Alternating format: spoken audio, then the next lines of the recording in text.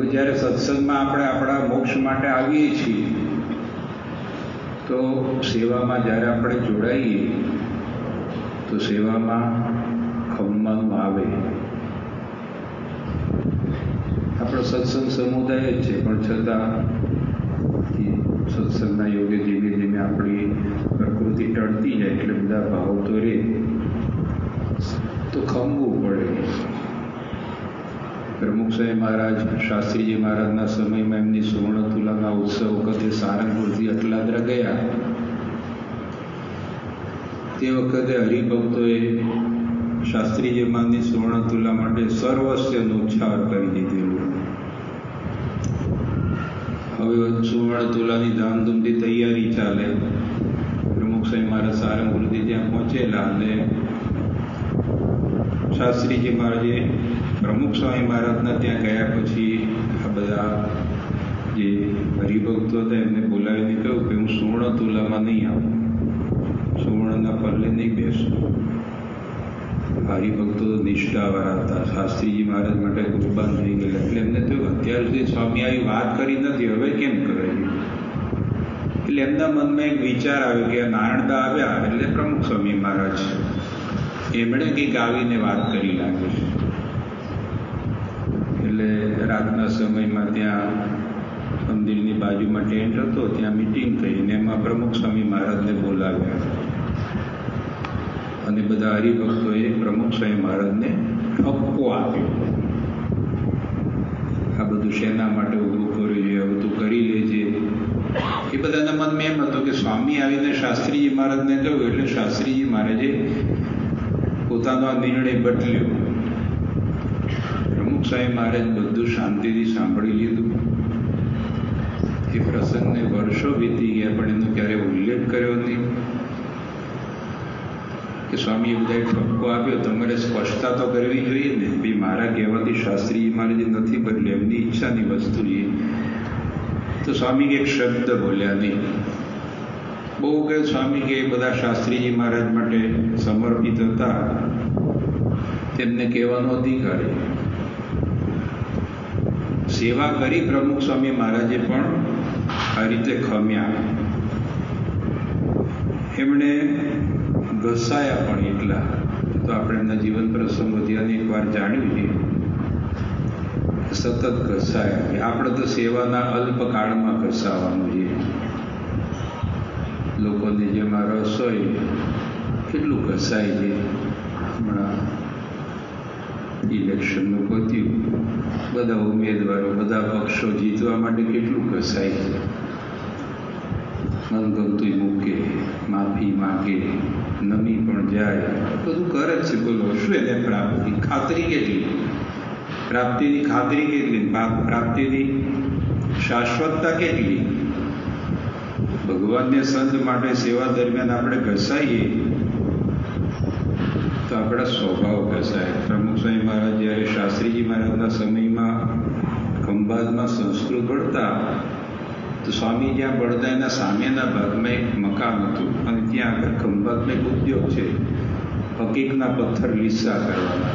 બહુ ખરબચડા પથ્થર આવે, એને માટલામાં નાખે અને રેત નાખે ઝીણી, અને પછી એનું મોઢું બાંધીને પેલો માણસ હલાયા કરતો.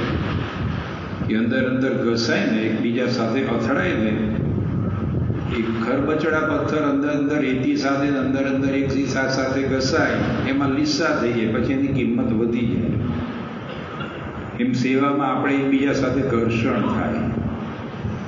આપણા વિચારો, આપણા નિર્ણયો, આ બધું ઘર્ષણ થાય અંદર અંદર. પણ જો મૂકી દઈએ, નમી દઈએ તો સ્વામી કે ઘસાઈએ. પ્રમુખ સાહેબ મહારાજ એક વખત ગોંડલમાં આરામ કરતા હતા. સ્વામીને રાત્રે 2 વાગે જગાડવા પડ્યા. ઘટના એવી બની હતી કે સારંગપુર નજીકના ગામમાં સત્સંગ પણ છે. એ ગામમાં કોઈ કારણસર વિખવાદ થયો અને એ વિખવાદ એટલું ઉગ્ર સ્વરૂપ પકડતો જતો હતો કે કદાચ ગામમાં મારામારી કે ખૂનામરકી પણ થઈ શકે. એમાંથી એક વર્ગ અહીંયા બાપા ગોંડલ હતા એટલે ત્યાં આવ્યા અને રાત્રે 2 વાગે જ્ઞાની સ્વામીએ પ્રમુખ સ્વામી મહારાજને જગાડ્યા. સ્વામી બેઠા, સમજૂતી આપી, થોડું જતું કરવાનું કહ્યું. એમ કરીને એ ગામમાં જે દાવાનળ ફાટવાનો તો શાંતિ કરી દીધી. તો ઘસયા છે બીજા માટે. સ્વામી કે મન ગમતું મૂકવું. મુંબઈમાં સ્વામી હતા, સ્વામીની સાથે ડૉક્ટર સ્વામી, કોઠારી બાપા બધા બેઠા હતા. ચરોતરને હરિભક્ત આવ્યા કે સ્વામી આ તારીખે આપે બરોડા આવવાનું છે અને એક લગ્નમાં આપણે આશીર્વાદ આપવા પધારવાનું છે. સ્વામી કે એ વખતે તો અમારો થાણાનો પ્રોગ્રામ ગોઠવાઈ ગયો છે અને થાણાના ભક્તોને કહી દીધેલું, 2-3 વાર તો કેન્સલ થયેલું, પણ બાપાએ કોઠારી બાપાને કહ્યું તમે થાણાના ભક્તોને કહો કે આ તારીખોમાં આપણે જઈએ. ત્યાં પત્ર પહોંચી ગયો, તૈયારી ચાલે. સ્વામીને પેલા હરિભક્ત તમારે આવવું પડશે. સ્વામી કે જો અમે અટલાદરામાં વસંત પંચમી કરવા આવવાના છીએ, એ વખતે અમે ત્યાં મળી લઈશું, એ બધાને બોલાવી લેજો, આશીર્વાદ આપશું. પેલા હરિભક્ત કે પણ મેં એમને વચન આપી દીધું, એનું શું? તું વચન આપીને વાંધો નહીં, પણ વચન લે તો ખરા પેલા. હવે સ્વામીએ સમજાવવાનો પ્રયત્ન કર્યો, સદગુરુ સંતોએ સમજવા હતો, પણ એને તો બહુ ખોટું લાગી જાય એવો પ્રસંગ ઊભો થયો. સ્વામી કે વાંધો નહીં. કોઠારી બાપા કે તમે થાણાના ભક્તોને લખી દો કે આ વખતે પ્રોગ્રામમાં ફેરફાર થયો એટલે આવી શકાશે, માફ કરજો, બીજી વાર અમે આવશું. એક હરિભક્તએ બીજાને વેણ આપી દીધું. એનું સાચવવા માટે મુંબઈથી વડોદરા આવ્યા. વડોદરા એક દિવસ રોકાઈને પાછા મુંબઈને એમનો જે આગળનો કાર્યક્રમ હતો એ પ્રમાણે સ્વામીએ કર્યું. તો પોતાનું મન ગમતું એ પણ મૂકી દીધું.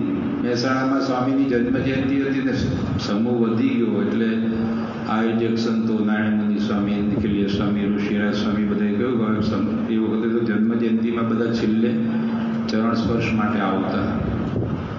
એટલે આગલે દિવસે બધા એવું વિચાર્યું કે આપણે 4 લાઈનમાં બધા આવે. 4 લાઈન બાપા સ્ટેજ પર બેઠા હોય ત્યાં દર્શન કરી લે. એ સ્વામી આગળ રજૂઆત કરી. સ્વામી કે પણ આ છે એમાં શું કામ ફેરફાર કરવા? કે સ્વામી આ બધો સમૂહ વધતો જાય છે, આ પૂજન પછી અરે જયંતિ પછી તમે બેસો તો બહુ મોડું થાય, આપણે આરામના દવાના ટાઈમ સચવાય ને એટલે આપણે આવું વિચારીએ છીએ. તો સ્વામી કે પેલું બરાબર છે. એટલે બધા સંતો કે સ્વામી એમાં બહુ મોડું થશે. સ્વામી કે હારું કરવું એમ કરો. વાત પતી ગઈ. બીજે દિવસે બાપાનો જન્મોત્સવ, સવારે પૂજા દર્શન સ્વામી આપ્યા. પૂજા દર્શન પછી પ્રમુખ સાહેબ મહારાજ કે મુનિ સ્વામીને બોલાય, નારાયણ મુનિ સ્વામી અહીં આવો. કે ગઈકાલે મેં વિચાર્યું તમે જે આયોજન કર્યું એટલે બરાબર છે. આ બાજુ સંતોએ પણ રાતે વિચાર્યું બાપાની રુચિ નથી 4 લાઈન કરવાની, આપણે 2 લાઈન જે ચાલે છે એ પ્રમાણે કરીએ. એટલે સંતોએ તો ના સ્વામી અમે પણ રાત્રે નિર્ણય બદલ્યો કે 2 લાઈનમાં બધા આવશું. થોડીક સભામાં આપણે ફેરફાર કરશો, અડધો કલાક આગળ પાછળ થઈ જશે એટલે વાંધો આવશે નહીં, આપનો બધો સમય સચવીએ છીએ. સ્વામી ના તમે 4 લાઈનનો વિચાર છે બરાબર છે. પોતાના વિચારો મૂકી દેવા, અનુકૂળતા કરવી એ આપણને સ્વામીશ્રીના જીવનમાં જોવા મળે કે મન ગમતું મૂકી દીધું. પ્રમુખભાઈ મહારાજ ગજેરા હતા, ગજેરા ગામનું નામ છે. ત્યાં આગળ પારાયણ હતી. હવે એ ગામડા વિસ્તારોમાં આજુબાજુથી બધા લાભ લેવા આવે, પણ બધા ઘરે પશુ હોય ને દૂધણા, એટલે એને સાંજે ગાયો ભેંસો દોવાનો ટાઈમ હોય. એટલે પારાયણનો ટાઈમ બપોરે 3 થી 5. હવે જે જગ્યાએ પારાયણ સ્થળ હતું અને સ્વામી બાપાનો ઉતાર હતો ને નજીક હતો ને એ વખતે પેલા ભૂંગળા મોટા મોટા એટલે અવાજ સંભળાય બધે. હવે પારાયણનું સ્થળ અને બાપાનો ઉતારે 3 વાગે વિવેક સાગર સ્વામી પારાયણ શરૂ કરે તો બાપાનો આરામનો સમયને હોય વિક્ષેપ થાય. એટલે સ્વામીને પૂછ્યું સ્વામી આવું છે શું કરશું? સ્વામી એ કાંઈ વાંધો નહીં કે આપણે આરામ આગું પાછું કરશું. એ ભક્તોને લાભ મળતો હોય, પારાયણમાં બધા કથા વાર્તાનો લાભ લેવાતા હોય તો આપણે કાંઈ વાંધો નથી. તો પોતાનો દૈનિક ક્રમ સ્વામીએ ફેરવ્યો અને બધાને અનુકૂળ થઈ ગયા. નાદરીમાં પ્રમુખ સાહેબ મહારાજ પધાર્યા અને વિચરણ કરતાં કરતાં પહોંચેલા ઉનાળાનું સબઈ સાબરકાંઠાનું ગામ. હરિભક્તોએ શોભાયાત્રાની તૈયાર કરેલી અને ત્યાં પહોંચ્યા. બહુ મોડું થઈ ગયેલું એટલે ડૉક્ટર સ્વામી હરિભક્તોને સમજાવવાનો પ્રયત્ન કરતા હતા કે બહુ મોડું થયું છે, તમે શોભાયાત્રા કાઢો, પછી બાપાને જમવાનું બાકી છે, બહુ મોડું થઈ જશે, આવું સમજાવવાનો પ્રયત્ન કરતા હતા. પ્રમુખ સ્વામી મહારાજે બાજુમાં જ બેઠા હતા. સ્વામી ડૉક્ટર સ્વામીનો હાથ લઈ અને હરિભક્તના માથા પર મૂકી દીધો. સ્વામી કે જુઓ કેટલા વખતથી તડકે આપણી રાહ જોવે છે, તો આપણે અડધો કલાક મોડું થાય એમાં શું વાંધો છે? તો અનુકૂળ થઈ ગયા. તારીખ 25 માર્ચના રોજ ફૂલદોલની ઉત્સવધારામાં ભળવા વિવિધ મંદિરોમાંથી સંતોના સમૂહ આવી રહેલા. તેમાં અમદાવાદથી આવેલા ઈશ્વરચરણ સ્વામીને જોઈ સ્વામીશ્રી કહેવા લાગ્યા, તમે યોગી બાપાની બહુ સેવા કરી છે, તેથી તમારા હાથ પ્રસાદીના છે, તો મારું માથું તે હાથે દબાવો. આટલું બોલતા તો તેની આંખોમાંથી આંસુ સરી પડ્યા.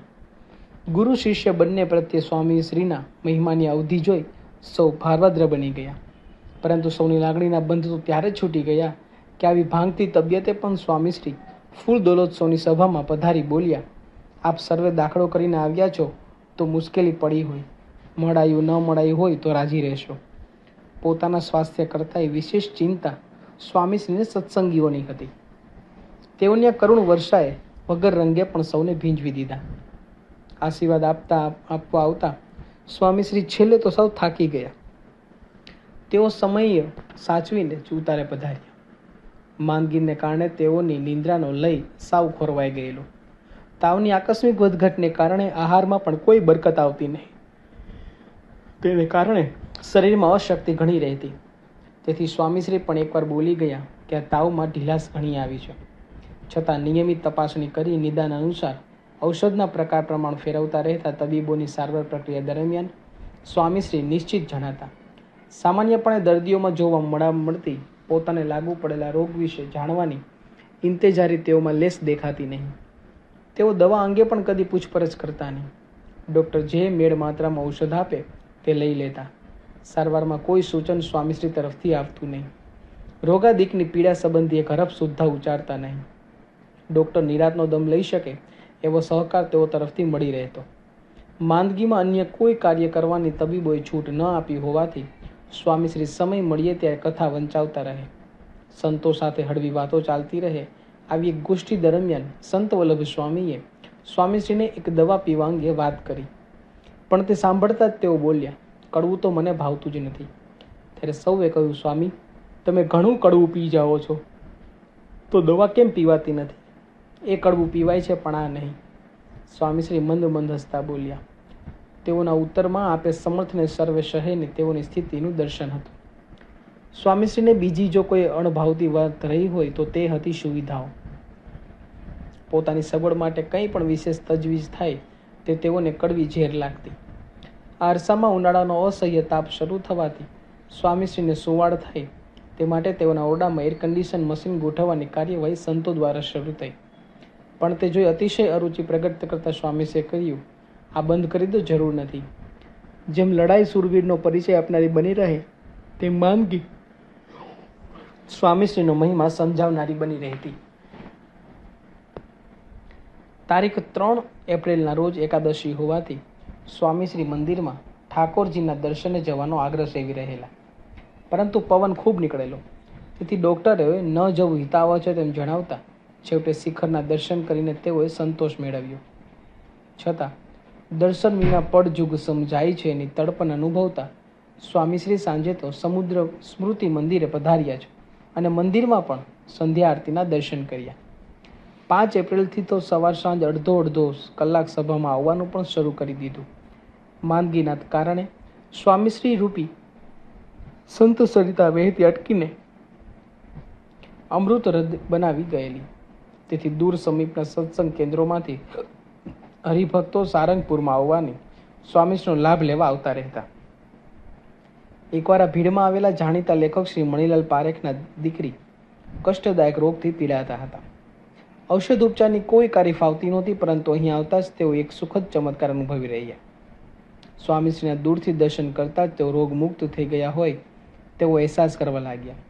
પણ આ ભ્રાંતિ છે કે હકીકત તે ચકાસવા તેઓ દર્શન બાદ તબીબી પાસે તપાસ માટે ગયા તો ત્યાં પણ રોગ નાબૂદીનું જ નિશાન આવતા મહિલાની ખુશીનો પાર ન રહ્યો. સ્વામીશ્રીના દર્શન માત્રથી હઠીલો વ્યાધિ ગાયબ થઈ જતા તેઓએ અનેરી રાહતનો શ્વાસ લીધો.